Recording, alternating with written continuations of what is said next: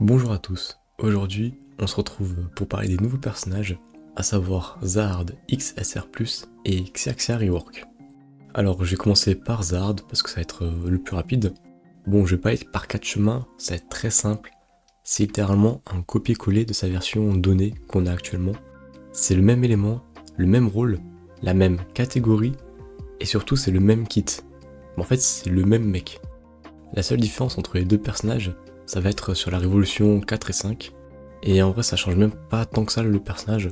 Autant juste buff le Zahard qu'on a sur le jeu, plutôt que de sortir un nouveau personnage. Donc juste pour résumer en très gros, même si c'est assez simple, je vous déconseille d'aller gâcher vos ressources sur sa bannière.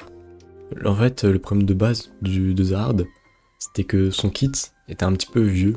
À force de monter la tour on sent les limites et juste qu'il répond plus à un besoin actuel du jeu.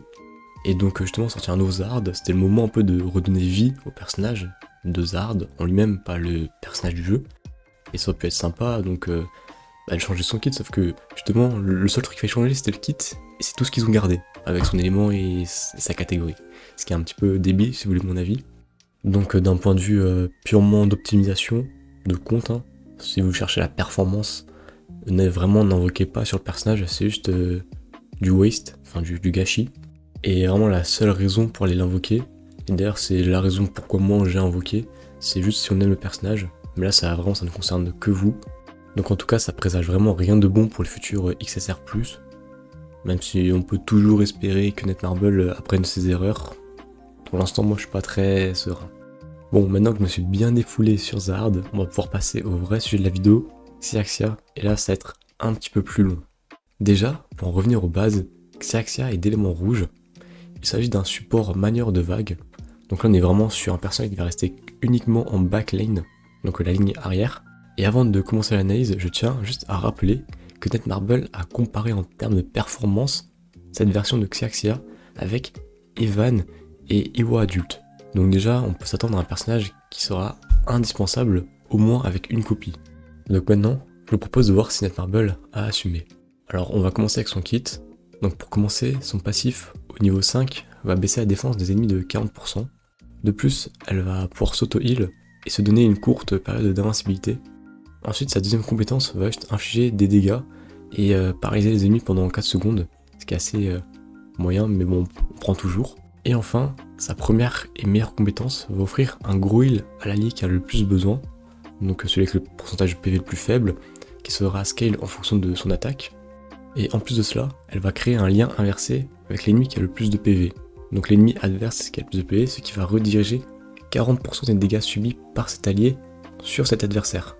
En gros, si vous n'avez pas trop compris, imaginons que votre tank il est en train de se faire bully, il va recevoir le heal de Xiaxia et un lien inversé. Et donc votre tank sera relié à l'ennemi qui aura le plus de PV, donc je sais pas, on va dire un Edan. Et du coup, tous les coups que ce tank va se prendre, du coup du Edan et des autres personnages, bah vous prenez l'ensemble de ces coups, vous coupez une part de 40%, et 40% de ces dégâts, du coup, iront sur le Edan. Et enfin, son ulti va immuniser Xiaxia à tous les effets de statut, et heal tous vos alliés. Et ensuite, ça va heal et augmenter l'attaque de Xiaxia.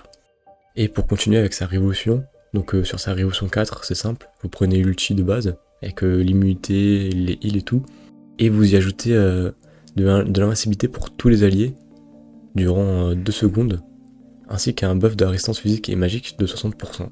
Et enfin, la révolution 5 va surtout aider Xiaxia à cycler son ulti plus rapidement.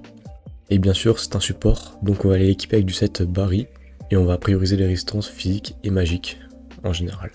Ok, donc on a vu son kit, et tout ce qui va avec, mais maintenant, concrètement, est-ce que le personnage est bon? Déjà, on remarque que le personnage est très orienté sur la survie, et justement, je trouve ça dommage. Le personnage n'apporte rien d'un point de vue offensif, que ce soit sur l'attaque, les stats critiques, la vélocité ou bien la recharge d'énergie. Et même si son heal est démentiel, pour moi ça ne compense pas ses manques. En plus, devoir attendre la révolution 4, soit le personnage plus 16 copies, 16 doublons pour avoir de l'invincibilité, c'est franchement abusé je trouve. Sachant qu'à côté on a Evan qui a de l'invincibilité dans son kit de manière native, donc vous allez avoir une fois Evan et vous aurez directement de l'invincibilité qui en plus va durer 8 ou 10 secondes, je sais plus. Alors que là on est vraiment sur 2 secondes juste après avoir chopé 16 copies. Donc déjà pour moi, Xerxia c'est un support qui n'est pas viable en low invest, comparé à Evan ou une Ivoire. En conséquence, si on prend l'ensemble des supports du jeu, je pense très sincèrement qu'elle n'est pas top 5-6 supports du jeu. Pour moi, elle est en dessous de Tromeret, d'Evan, de Towa, d'Albeda, d'Iwa, et je pense même que Garam est meilleur qu'elle. Enfin, parce que Garam a un kit tellement niche qui apporte plus que juste du heal en fait. Et même parmi les SSR, pour moi, Narai et Okne sont bien meilleurs à aller chercher que Xerxia. Et si on se restreint à l'élément rouge, c'est un peu mieux, mais sans plus. Premièrement, si vous êtes nouveau, il faut comprendre que l'élément rouge, c'est le meilleur élément du jeu. Et ce, avant l'arrivée de Xerxia. Donc ça fait de cet élément un élément très concurrentiel. Donc tout ça pour dire que chaque slot se mérite. Chaque slot représente un personnage excellent. Et même actuellement, celui qui porte cet élément, c'est Gusteng, chef de famille, EX, personnage doré, tout ce que vous voulez. Donc si tu veux te faire une bonne place dans l'équipe rouge en tant que support, t'as pas le choix que de match avec le chef de famille. Et malheureusement pour elle, son kit est, je trouve, pas adapté au personnage. Pourquoi ? Déjà, de base, l'intégrer dans l'équipe, ça veut dire enlever un support. Et généralement, c'est un support qui va contribuer de manière offensive. Donc déjà, l'équipe va perdre sur le secteur offensif. Mais est-ce que malgré cela, elle sert à quelque chose ? Franchement, non. Le personnage va juste faire beaucoup de soins. Mais en vrai, le problème de Gusteng, c'est sa faible survivabilité. Donc ça aurait été plus intéressant d'avoir un personnage qui va booster la défense plutôt que juste le soigner. En gros, si t'as du mal à imaginer, prends juste ton Gusteng et dis-toi qu'à tout moment il peut se faire one shot par un ennemi. Donc, dans cette situation, tu préfères soit augmenter la défense ou juste augmenter le heal qu'il va recevoir. Bien sûr que tu vas prendre la défense pour éviter en fait de se faire one shot. Juste bombarder du heal, tu seras full heal mais juste après tu te feras one shot, ça sert à rien en fait. Mais du coup, si on met Gusteng de côté et qu'on se dit pour les Australiens ça peut être intéressant, pas forcément. Puisqu'en vrai, les tanks, les guerriers ou les assassins qui vont foncer sur les ennemis et donc perdre beaucoup de vie rapidement, ces personnages ont généralement dans leur kit de quoi se procurer de l'invincibilité, ou du moins un gros up en défense avec du heal, etc. Et même si c'est pas le cas, on peut toujours le rajouter avec un set d'artefacts, comme Barry par exemple. C'est pourquoi, même dans une équipe rouge, je privilégierais toujours d'autres supports comme Albeda, 003, la meuf de la collab là, et même Xerxia de base, qui elle va offrir un buff d'attaque à tous les alliés, et c'est un buff qui est non annulable. Parce qu'en soi, comme j'expliquais plus tôt, ces personnages qui vont perdre beaucoup de vie en début, il y a un moment où justement ils vont gagner de l'invincibilité ou justement ils vont résister, ce qui est fait exprès. Vous n'avez pas besoin d'avoir un gros soin qui va bourriner tout d'un coup et juste d'avoir juste Xerxia de base qui va juste soigner un petit peu moins certes, mais à côté elle va augmenter de l'attaque, et en fait pour moi ça compense largement. Et sauf que Xerxia c'est une SSR, c'est pas une SSR+. Et bien sûr ça marche avec d'autres personnages.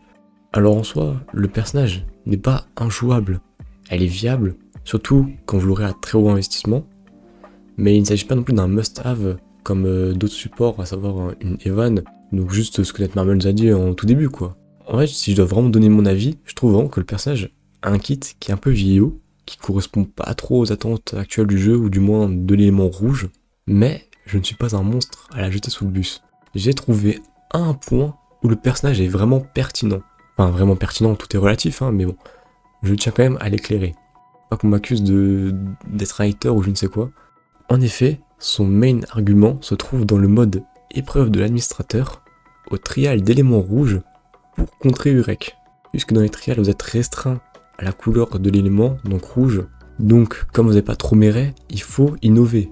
Et sur ce point-là, Xerxia avec sa SP1 ou son link inversé va pouvoir contrer Urek. Alors si vous vous souvenez de ce que j'ai dit au début quand je parlais de son kit, vous devez sûrement avoir compris, mais en gros, son link inversé va rediriger 40% des dégâts subis de vos alliés sur l'ennemi avec le plus de vie. Et généralement, ça va être Urek qui va être full vie, dû au fait qu'il est sûrement encore sous son énième shield, et donc ça fait qu'il sera tout le temps ciblé par le lien inversé. Donc de ce fait, si votre tank par exemple se fait marbrer, 40% des dégâts iront sur Urek, et en vrai ça peut vraiment faire la différence, parce que si Urek tombe, toute l'équipe à côté tombe. Voilà, c'était le seul point où je la trouvais un peu utile, mais bien sûr, n'allez vraiment pas l'invoquer juste pour ça, s'il vous plaît. Et enfin, pour conclure cette vidéo tranquille, pour moi, Zard XSR+, et Xerxia Rework sont des gros skips, Vraiment du scam de A à Z. Et puis en vrai, en vue de ce qui arrive, chaque portail économisé, c'est franchement apprécié. C'était tout pour moi. Et sur ce, je vous souhaite une bonne fin de journée ou de soirée, ainsi qu'une très bonne ascension.